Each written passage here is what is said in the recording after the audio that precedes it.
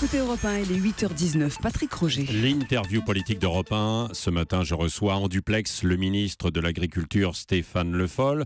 Bonjour Stéphane Le Foll. Bonjour. Alors, quelques actions ont été menées cette nuit par des éleveurs en Bretagne. C'est une forme d'avertissement, disent-ils.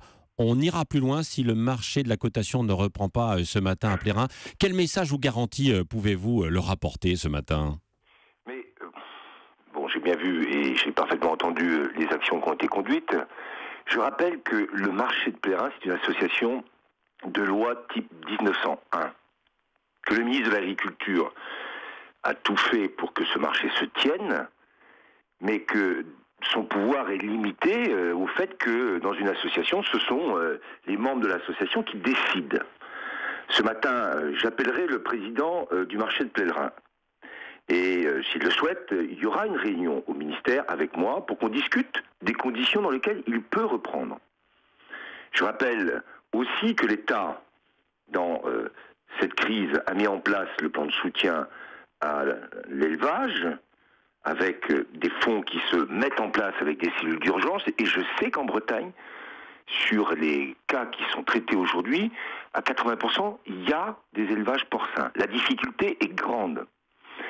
Qu'est-ce que j'ai fait depuis le début de cette crise, qui avait été anticipée, je le rappelle, puisque j'avais demandé dès 2012 un rapport, puisqu'il y avait déjà les problèmes à Paul Guimillot avec GAD à l'époque, pour savoir comment on pouvait traiter l'ensemble de la question de la filière porcine française. On a mis en place un certain nombre de choses, des procédures de simplification sur l'environnement, et puis le pacte de responsabilité. Aujourd'hui, avec le pacte de responsabilité, je le dis, entre l'Allemagne et la France, à un niveau du SMIC qui sera mis en place, qui a été mis en place en Allemagne, au niveau du SMIC, avec le pacte de responsabilité en France, le coût horaire au niveau du SMIC sera de 10,20 € pour la France, et il sera en Allemagne de 10,28 €.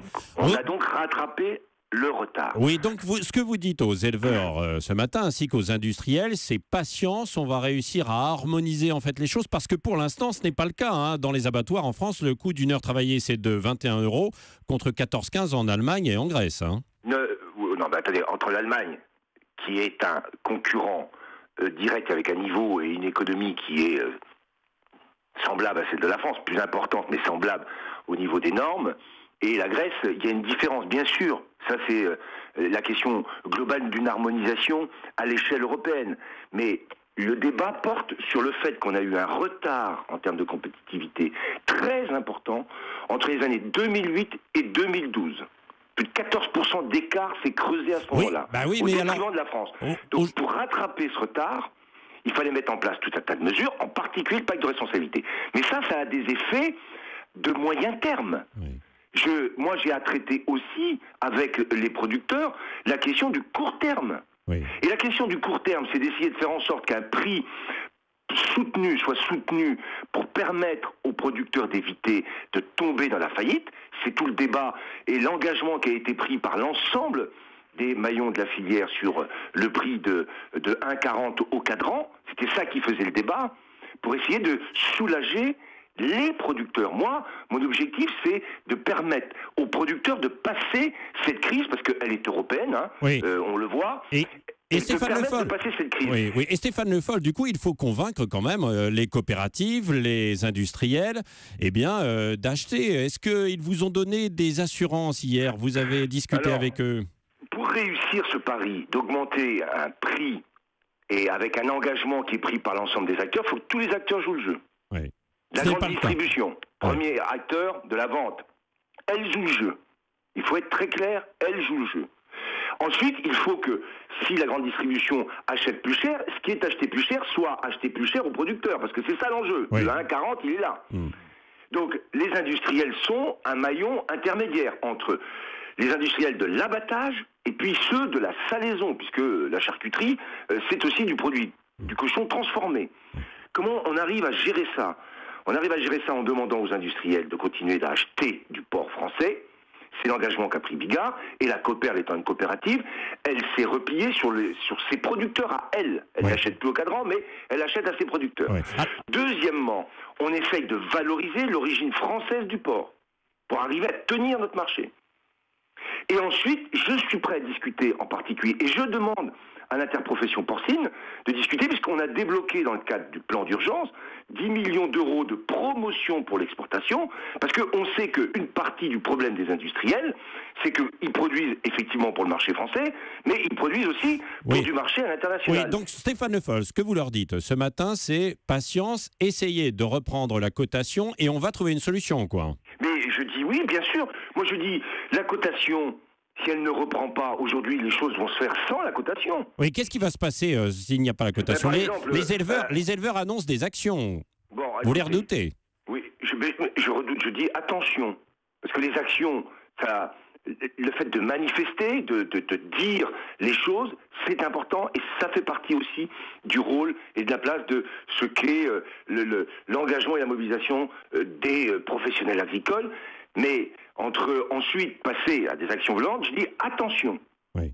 Parce qu'aujourd'hui, on a besoin, et je l'ai déjà dit, il ne faut pas penser qu'on va trouver une solution un contre les autres. Oui.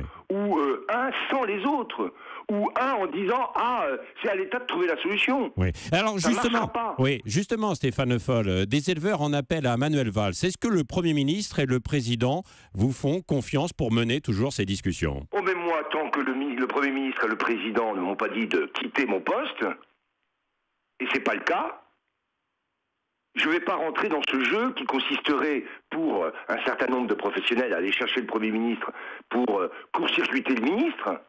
Moi, je suis en contact avec le Premier ministre de manière régulière. Oui, qu'est-ce qu'il vous a dit, Manuel Valls? Qu'est-ce qu'il vous dit? On a discuté de la situation et quel était l'objectif qu'on poursuivait, qu'on poursuivait ensemble, quelle était l'étape qu'on avait à franchir, quelles étaient les conséquences de ce qui avait été décidé sur le marché au cadran. On discute, bien sûr, de manière régulière. Et pour trouver des solutions, je ne suis pas là pour aller... mais moi, vous savez, de toute façon, je n'attends aucune ni reconnaissance, c'est pas mon problème. Moi, je suis là pour avoir un objectif, sortir les producteurs de la crise dans laquelle ils sont, les aider à passer cette étape, et faire en sorte, pour qu'on réussisse ça, que tout le monde joue le jeu d'une origine française des produits qui permettent qu'on valorise mieux le prix aux producteurs. Oui. C'est ça l'objectif. Oui. Il n'y a pas d'autre. Oui. Et Stéphane Le Foll, est-ce que la France pèse aussi encore vraiment à Bruxelles pour l'agriculture? La France et vous-même, certains vous reprochent de ne pas suffisamment batailler au niveau européen. Mais d'abord, la France a pesé sur l'ensemble de la réforme de la politique agricole commune. Que ça soit sur la question des normes environnementales qui s'imposent avec le verdissement à tous les pays européens. Quand je suis arrivé, il n'y avait pratiquement plus rien dans ce débat. Moi, j'ai voulu que l'environnement soit un enjeu pour la politique agricole, justement pour éviter les distorsions de concurrence. Tout le monde au même niveau. C'était un objectif. Oui, mais c'est pas le cas. C'est pas le cas pour l'instant. Mais pourquoi vous dites ça? Qui vous a dit ça? Sur les règles environnementales, tout le monde ne respecte pas. La politique agricole commune ne s'appliquerait pas de la même manière partout en Europe? Qui vous a dit ça? Ce sont les éleveurs qui le disent, effectivement, avec les pays de l'Est. Je viens de sortir hier, monsieur, tout un document, en particulier une mission a été faite en Allemagne, parce que c'est souvent ce qui est dit. Oui.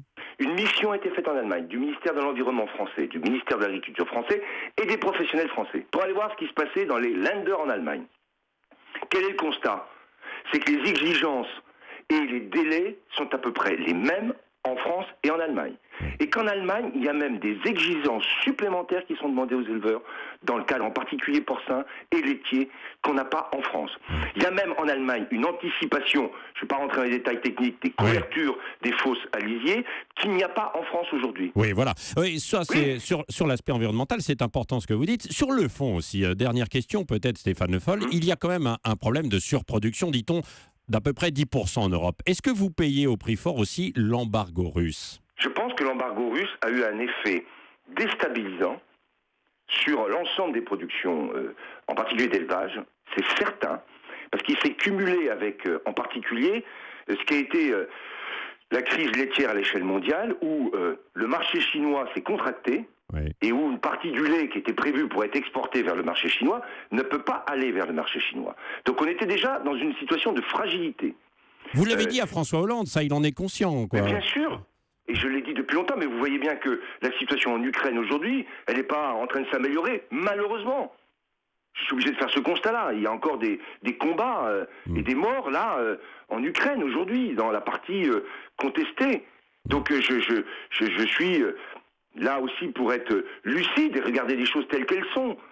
cette situation dramatique de guerre larvée en Ukraine a des conséquences avec l'embargo russe sur la situation agricole de manière globale. C'est sûr. Ça c'est indéniable en fait. Oui, c'est indéniable. Oui. Et en particulier sur ce qui était exporté vers la Russie, dont le porc. Oui. Un dernier mot. On a trouvé des marchés nouveaux, même s'il y a un flux d'exportation qui est reparti plutôt vers l'Asie, en particulier la Chine, certes, mais la déstabilisation a eu lieu.